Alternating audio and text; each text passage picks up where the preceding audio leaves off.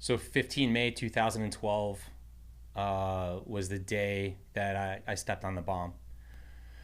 And it was really like any other day going out on patrol for what we were trying to accomplish.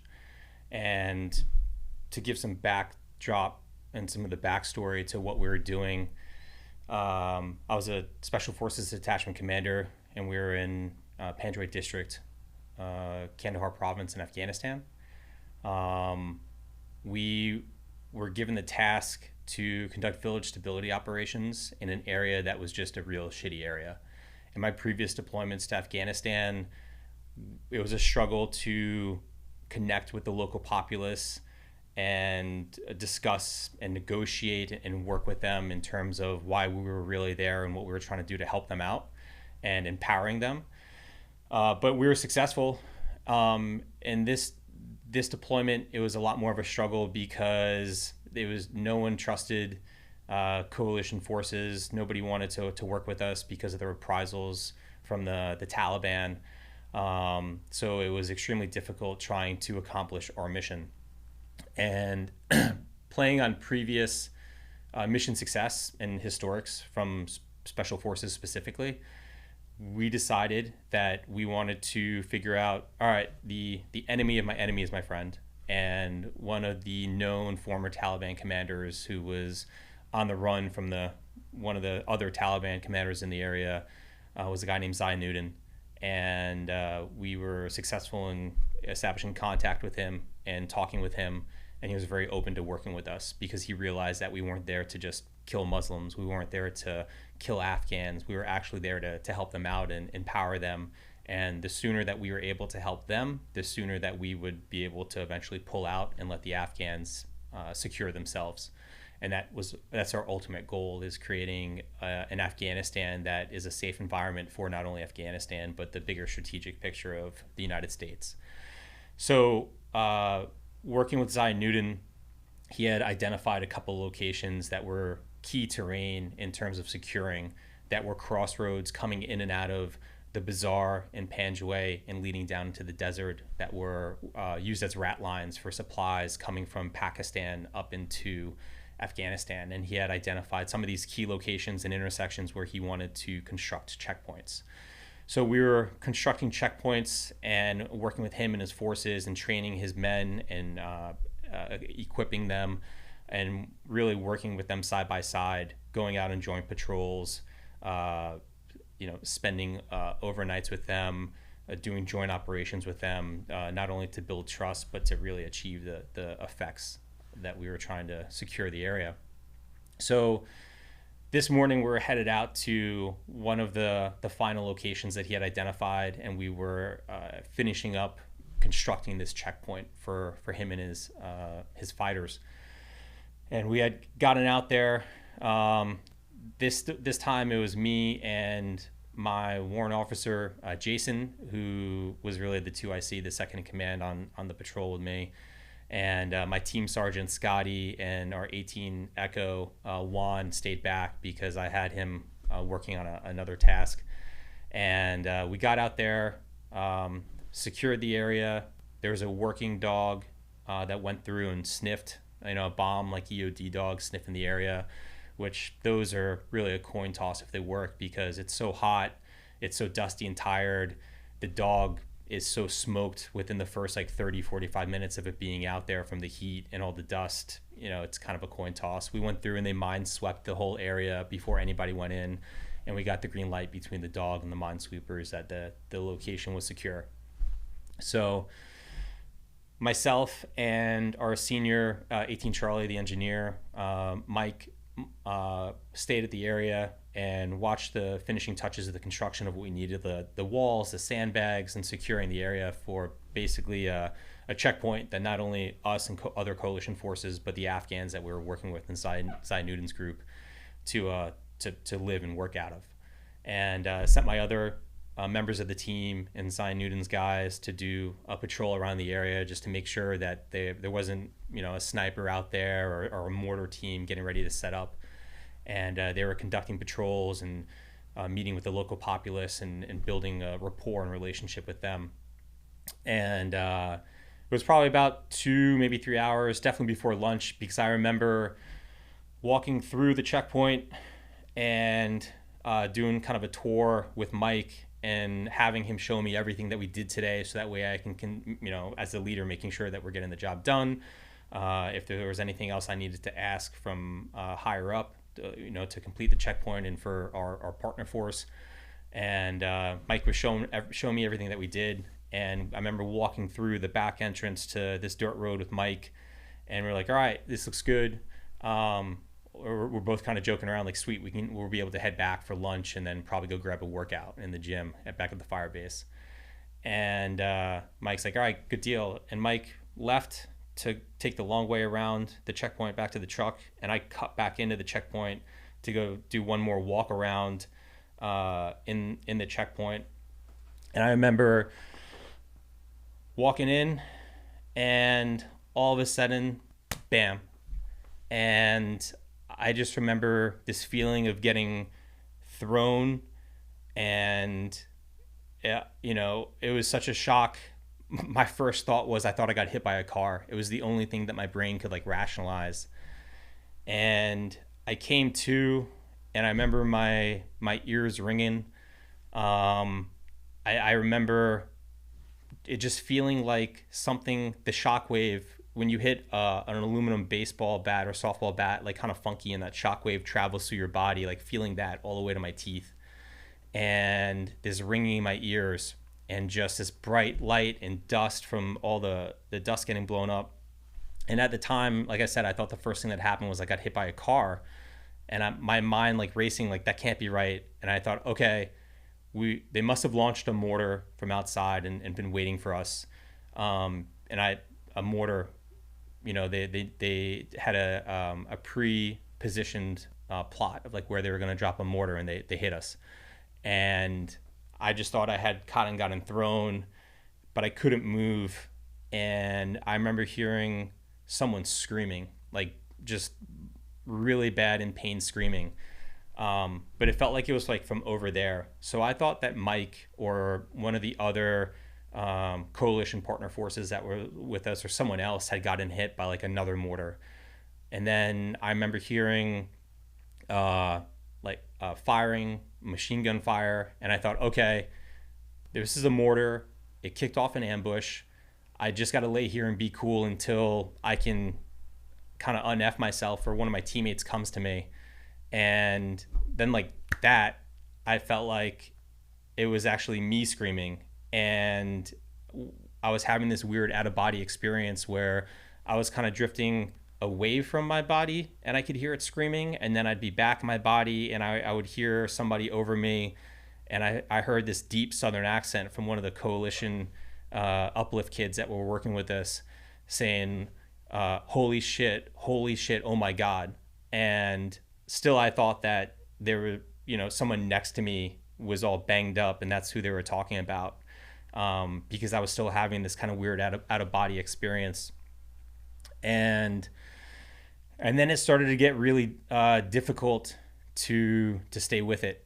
And I remember laying there and just thinking, all right, be cool. And I started to drift off, and just I had this kind of this quick thought in my mind. It was this picture of Peyton and Gina that I had in my room back in the fire base, and it felt like I was like living in the photo. It was this old school 3x5 photo, but I was living in this picture, and it was a photo shoot that Gina and Peyton did right before I left for this deployment. And I remember being in the photo, and it felt like they were reaching for me, and I just remember saying their names over and over like a mantra, Peyton and Gina, and Gina and Peyton, and Peyton and Gina, and Gina and Peyton. And I just knew and felt like whatever I got to do, I'm not really sure what's going on. This is pretty kind of effed up and freaky right now. I'm drifting off to somewhere, but I'm gonna sit here and be cool, and I'm gonna fight until someone can get to me. And it just got to a point where it felt kind of like if you ever hold your breath underwater and you to see how long you can hold your breath, and there's that feeling of like, all right, I have to go to the surface. It was the opposite of where it just felt like I had to let go. And I remember I remember thinking or trying to say out loud, "Sorry, Gina," because how how upset and pissed off she would be knowing I stepped in a bomb and died in Afghanistan. And so I remember saying, "Sorry, Gina," and asking my teammates about it later on if they heard that, and they're like, "No, man, like you were hardly breathing and kind of just whimpering, and like you were dying, like no, you weren't saying anything." So in my mind, I thought it was like some cool Hollywood thing of like, "Sorry, Gina, tell my wife I love her," but it was all I said that in my head, and and then it was total blackness. And what had happened was, as I walked back into the checkpoint, I ended up stepping on an IED. No one else was injured. That was me screaming. Um, it kicked off an ambush, and my team and anyone at the checkpoint started to receive PKM fire, like a heavy machine gun from the wood line. And so they were returning fire. They got back to me. Um, I was a mess. Talking to some of my teammates and people that saw me, they said that my right leg that I stepped on the device looked kind of like an exploding cigar from a cartoon, except it was just all meat and bone. And then my left leg was still there, but it was so badly broken. And I've seen that on other guys too, where you kind of run up on them and it looks like a limb, but it's so mangled and mushy and contorted that you're like, that doesn't look right. And some of the religious stuff that I saw and kind of felt when I was drifting off, I asked my medic, did you give me any meds, like any of like our heavy painkillers that we carry, like morphine basically? And he's like, no, man. He's like, I couldn't, because your breathing your breathing and pulse was so shallow and weak that if I gave you a bump of anything, you were gone, because you were in this state that he called twilighting, where you're kind of on the cusp of living and dying. He's like, so I couldn't give you anything. And come to find out later too, the medevac, I guess there were delays of the medevac getting to us, and which I only found out 10 plus years later. So that was another hurdle that apparently I had to overcome, not even realizing it. Talking to my medic Roland, who worked on me that day, we've obviously become closer, but I remember him telling me that Jason, who called the medevac, asked Roland after they put me on the helicopter finally, once it got there, how do you think he's gonna make it? And Roland was like, I don't know, man. It was really just a coin toss. And I remember Roland telling me that he was back at the fire base that night, and there was this campfire at the fire base that we used to sit around and bullshit at night at. And he told me that he sat there just quiet, burning the uniform that he was wearing, because my blood was all over it. So anyway, they eventually told my wife, once they got in touch with her, that there's two reasons that I'm alive.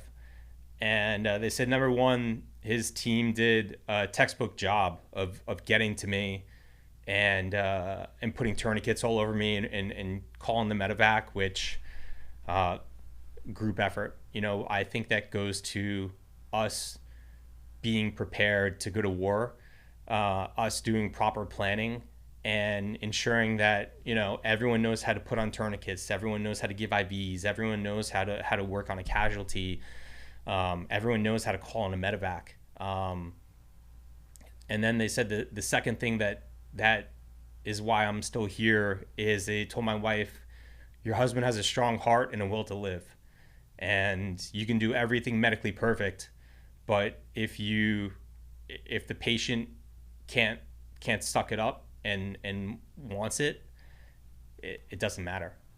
And so I was immediately sent to medevac to Kandahar Airfield, where they started to intubate me and sedate me. I don't remember any of that.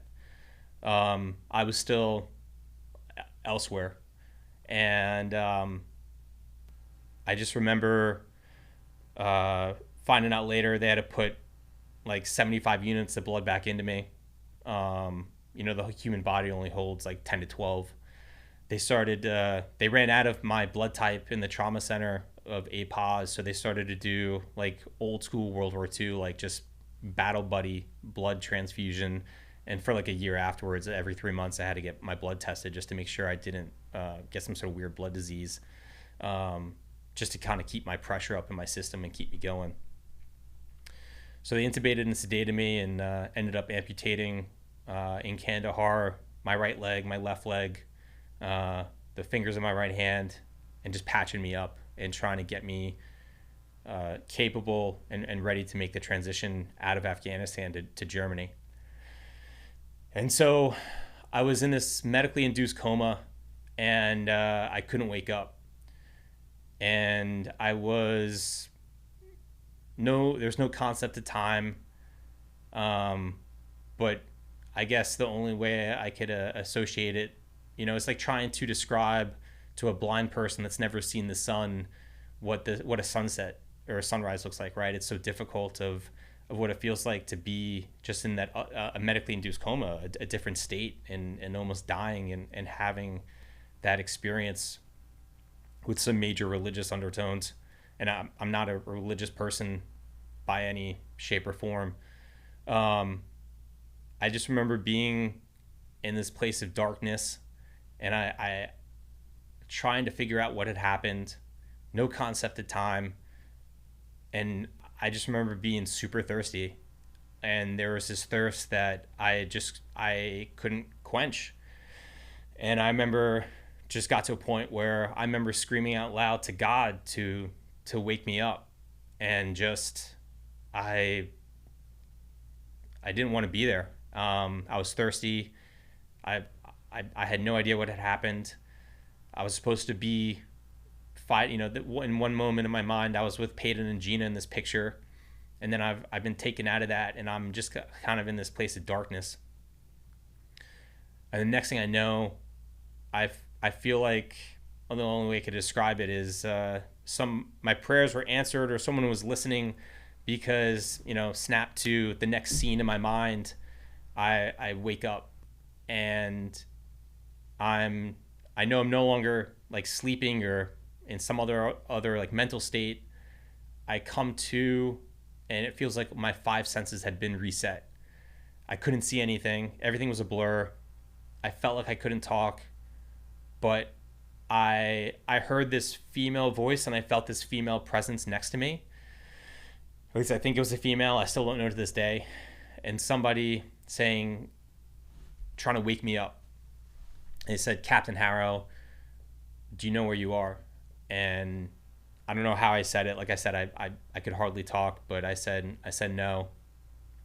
And they said, "You're in Launchstoel, Germany." So right away I thought, holy shit, everything that has been going on in my mind right now, something bad has happened.